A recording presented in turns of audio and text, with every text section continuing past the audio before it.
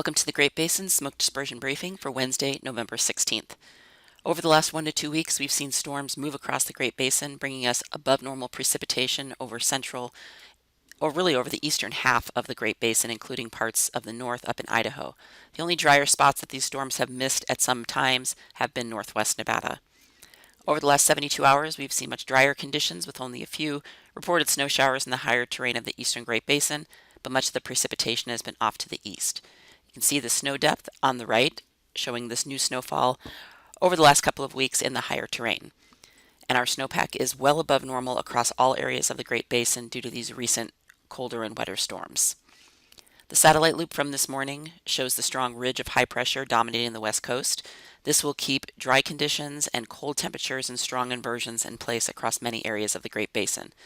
The only exception will be over the next couple of days as this upper level feature dropping down from the north, which you can see moving into Montana, will affect areas of the Great Basin over the next couple of days, giving us an increase in wind and clearing out some of the inversions, but also another reinforcing shot of cold air. Today, again, we'll see generally dry conditions and clear skies. We will see some clouds starting to move down from the north late in the day with low fire potential with the recent moisture and cold temperatures in place. Winds today, we'll see some breezy winds in the far south, but generally lighter winds over the northern half of the Great Basin and low mixing heights in the north with moderate mixing heights in the south. Relative humidity will remain lowest in the far south, where we will see the relative humidity drop into the teens, otherwise higher humidity region-wide, and dispersion with those lighter winds will be quite poor over the northern half of the Great Basin and better in the far south today. As we move into Thursday, this is where that area of low pressure will start to drop down with that cold front bringing colder temperatures and an increase in winds to the north. So we could see some cloud cover, but most of the shower activity will be off to the east. Could see some lighter showers in far western Wyoming, parts of far northern Utah and eastern Idaho, but these will generally be on the lighter side. So continued low fire potential. You can see those winds starting to increase over the north down into northern Utah on Thursday with that system, and then mixing heights will remain low region-wide. Relative humidity, very similar picture with lower humidity in the south, but much higher humidity up north as that system drops south. Otherwise, generally poor dispersion with the exception of the far north, where you will see that increase in winds. On Friday, that system drops all the way through the Great Basin, so again, this will bring much colder temperatures over the next couple of days. Yet again, they have been cold and below normal, but we will see those colder temperatures later this week. And then most of the moisture will be moving off to the east with continued low fire potential. Friday, winds will pick up across much of Nevada and Utah, so definitely better dispersion, clearing out those inversions. Mixing heights will remain low to moderate. Relative humidity will increase in the far south on Friday with that system dropping south, and again, generally increased dispersion across Nevada and Utah with that increase in winds. Friday will be the coldest temperatures as this system drops south, so we will see highs only in the 20s.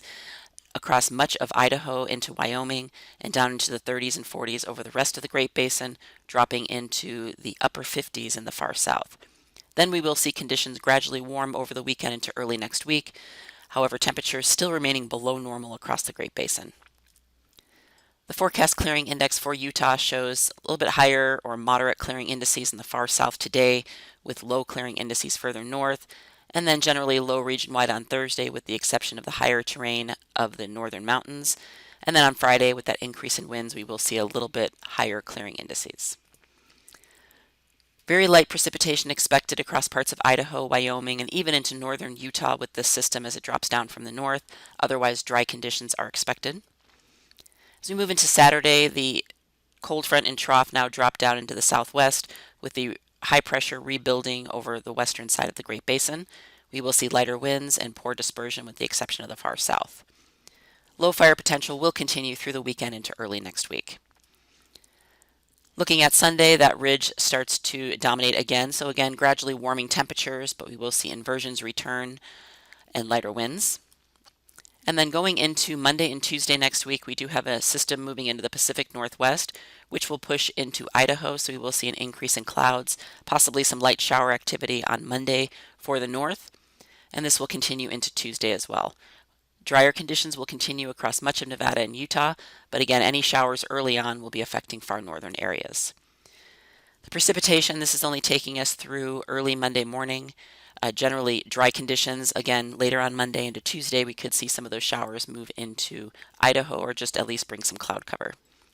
The 8 to 14 day outlook, taking us from November 23rd to the 29th, shows a little bit warmer temperatures, but precipitation returning to the Great Basin. So we will see above normal precipitation, most likely over the northern half of the region. So this will be a pattern change going into the Thanksgiving holiday next week.